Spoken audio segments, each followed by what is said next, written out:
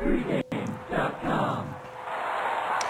Enough of those afternoon marquee matchups. We're going to go to this one that you probably don't have a lot of interest in, but hey, a line makes it interesting. And that's the Niners and the New England Patriots. Actually, we got a good one to talk about here, whether you're wagering or not on this particular game. But the Niners getting 5.5 points at Foxborough. And Steve, we kind of talked about this a little bit earlier on another game when we were talking about Houston and said, with it seemed like every chunk of yardage picked up by New England, every time they scored, we saw that number move up a little bit, inch up a little bit. For this week's game, New England was a 3-point favorite, 3.5-point favorite on Monday night for this game against San Francisco, got all the way up to 6. Now, there's still, as we speak, a 6 or 2 out there, mostly 5.5s right now.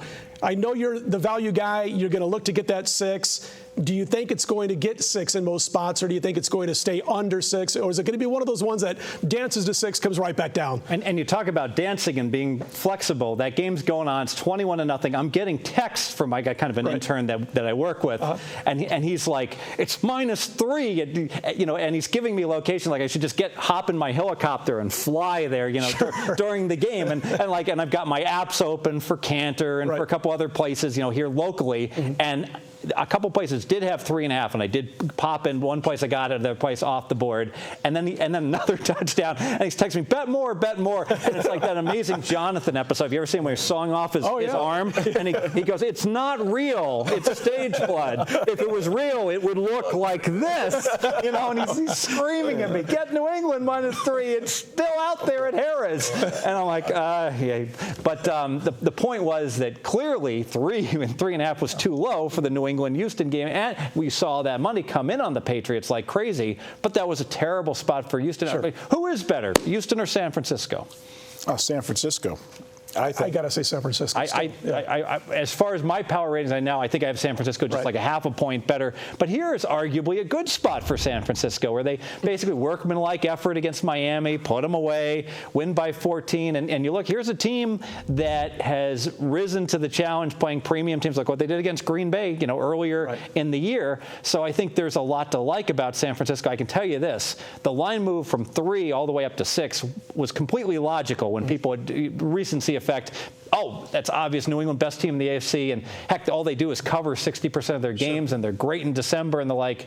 But let's go away from the artists and let's just go to the numbers, guys, in terms of what's going to happen with this line. The numbers, guys, are going to see yards per play. New England's giving up the same as they're gaining, and the San Francisco 49er team's best in the NFL from a pure metrics, numbers, yards per play, and they're going to look at that turnover differential and say the only way New England's going to cover this, they're going to have to be +2 in turnovers, or Wes Welker will get 3 more passer interference balls 20 yards over his head. So I was on the Patriots last week in a great spot. I think this is a bad spot. Let me ask you this much, Marco, as we turn to you on your thoughts on this game. And Steve just mentioned about New England struggling on defense, and a lot of that happened before the acquisition of Aqib Talib. What he does is he allows his defense to play a lot of stacked lines, 7, 8 guys in the box against a team that wants to run the football. We saw him do it against Houston a little bit. And he allows them to play man-to-man coverage almost the entire game because he's so confident in his game, and he's playing so well this year. It's just a different New England defense right now than it was 6 weeks ago before the Talib acquisition. Now, he got a little bit banged up against the Texans on Monday night, and Dennard came in and did a fine job on Houston's receivers. But that's something I think you got to factor into. Now, as far as San Francisco's concerned, they're going to go with Kaepernick again. You've got Belichick matched up against a rookie quarterback for all, intents and purposes. He's got to be considered a rookie as a starter. But San Francisco's holding their opponents to fewer than 17 points a game in 7 of their last 10. And Aldon Smith, to me, I like J.J. Watt, but he's got a lot of injuries around him, J.J. Watt. Aldon Smith doesn't play for a defense that has a lot of injuries. There's no somebody having to make up for somebody else who's been lost. Aldon Smith can pin his ears back and get nasty. He absolutely can. And to go to the New England defense for a second, everything you said is correct, but one thing that makes this defense look better than it is, when you're up 14 to 21 points right away on teams, which they have been doing because of turnovers in the last few games, you make a team become one-dimensional, and that's going to make any defense better than it is.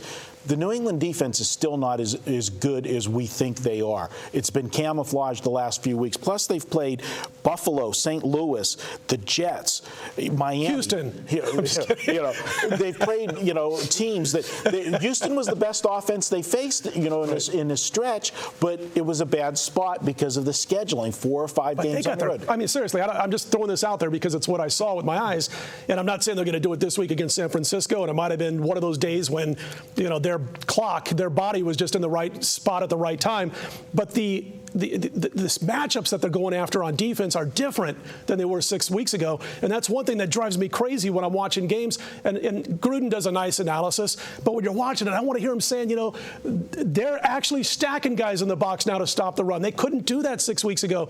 Talib lets them do that. The confidence they have in that man-to-man lets them do things differently. So I think there is that first 5 or 6 game statistics where they were terrible, and there's the last few where they're better, and it's not just the opponents they're playing. It's a different matchup that they're presenting for these opposing quarterbacks, and when you got a really good quarterback and a really good veteran, he can pre-snap watch what's going on. I'm not sure Kaepernick's there yet. Now, I'm not saying lay the points with New England because I don't think you're getting the better of the spread, but just a point that I'm making that you have to factor in the kind of matchups they're able to do now as opposed to a few weeks ago. I agree with your saying, and the thing with Alden Smith, with the defense, one of the ways to beat New England, I think it's the only way to beat New England, is you got to put Tom Brady on his butt several times. He's got to get hit every time he throws the ball. You get there. If you're within a half a step, you've got to go ahead and hit him and let him know you're there. In the San Francisco 49ers, right now, it used to be the Pittsburgh Steelers, then maybe Baltimore. The hardest hitting team in the NFL right now, bar none,